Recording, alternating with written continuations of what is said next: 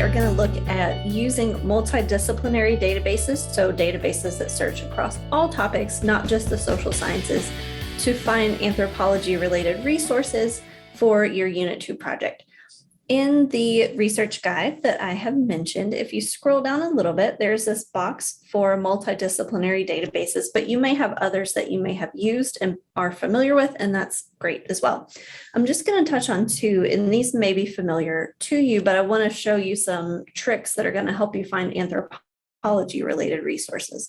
So in Articles Plus, which is our aggregated database where it searches many of our resources in one interface.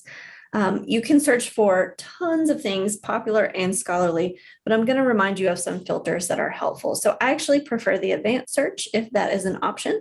And I use my Boolean dropdown again. So you may come across these in lots of databases. You have this little dropdown with and or not that lets you combine search terms in different ways, and is to overlap search terms. So they have both of the words you're looking for, or is kind of like using synonyms. So college students or undergraduates, it'll find research with both terms. And not is if you want to get rid of some search terms that are coming up in your results that are not relevant to your topic. So I typically keep it with and combine 2 or 3 different concepts. So if I wanted to, again, do that library, academic libraries and student workers, I might just do a pretty basic search initially. And I think I'm going to do university libraries to narrow it down a little bit. If I did all libraries, public libraries, school libraries, I may end up with too many results. So I'm going to focus my search on the specific group that I'm looking at, which is student workers in university libraries. So I'll click there and you can see up here my search. And I got 3.1 million results, which is too much. But if you remember from the first unit, you have this scholarly and peer-reviewed filter. For this assignment, you need at least 3 scholarly sources for your feeder. So I'm going to hit that and make sure that everything in here is scholarly. So I still have 500,000 results or more, so that's a whole lot. What will be helpful for narrowing down on anthropology specific resources is to scroll down to this discipline field. And if you click more, you can include or exclude different disciplines. So your results will be viewing these topics with a certain lens. So I definitely want to apply the anthropology lens. I'm going to go ahead and click that green check mark and then hit apply. And this brought my results down quite a bit. So I am still seeing some things that are kind of off topic. So at this point, I may want to try some different keywords rather than just student workers. I may want to add student staff, for example, and see if my results are a little bit more relevant. A lot of this is just a matter of trying different keywords, playing around with it, kind of being a detective and seeing what the best words to use are to get the best results. And so I'm going to skim through, and again, you might remember from the first unit that you can click preview, this little magnifying glass, and read the first part of the abstract and decide if this assignment or this article is going to work well for your assignment. If it does, you just click on the title. It will open in a new tab for you, and you should get the full article. It might take a second. And here I have the full PDF.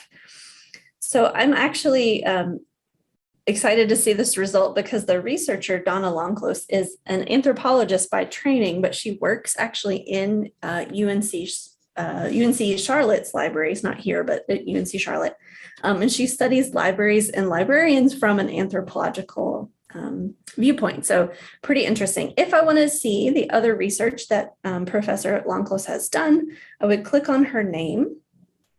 And this works well in Google Scholar and other databases too. And then I can see other research by that same researcher. So if you see the same names popping up in your searches, you may want to just put that person's name into Google Scholar or into Articles Plus and look at the other research that they've done, because it's likely that they have done a lot of ethnographies or field work related to the same group. So again, this search tool was Articles Plus. And it is linked in that research guide under multidisciplinary databases. The other one that I recommend, which we looked at in video 2 is Academic Search Premier. And in that video, we looked at the subject terms, but you can also, of course, use this for searching. So I might do something similar, university libraries. And then the other cool thing that EBSCO databases do is they give you suggested keywords. So I'm going to borrow that. Anything with university libraries or college libraries or academic libraries will be in my search results. And I might even be more specific and say undergraduate student staff, perhaps. We'll see what my results look like. Again, like in Articles Plus, you want to use the scholarly filter. And so that limited my results down to 20. So that's a pretty specific search set. If I find that that is kind of too narrow and too specific, I would take away or broaden one of my search terms. So maybe I just want to look at student staff instead of undergraduate student staff in particular. So skimming these look pretty promising, which is great. If I do find a piece of research that seems really helpful, but maybe it's an older piece of research, or I just want to see what other research there might be in that area. So maybe this one looks really helpful. I can actually just grab the title of the article and plug it into Google Scholar. So this is one of my favorite tricks for finding other research along the same lines. I'm going to go to Google Scholar through the library's website so that it authenticates me as a UNC affiliate and I can avoid paywalls. So I'm going to just paste in that article title and take a look at it.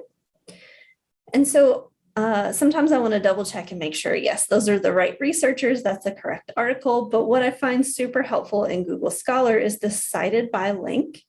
When you click on it, you will get 26 other or however many other articles that have cited that original article. So it's kind of like you're following the chain of references to look at what other research has come after the article that you are looking at. So again, if you find one that's really perfect on target, plug it into Google Scholar and you will usually find some other really helpful results. So again, this video was showing you how to use multidisciplinary databases that cover all topics to really zero in on anthropology specific resources for this assignment. The next video is going to show you how to use anthropology specific databases that only include journals in that field. So we'll give you some tips and tricks in that video.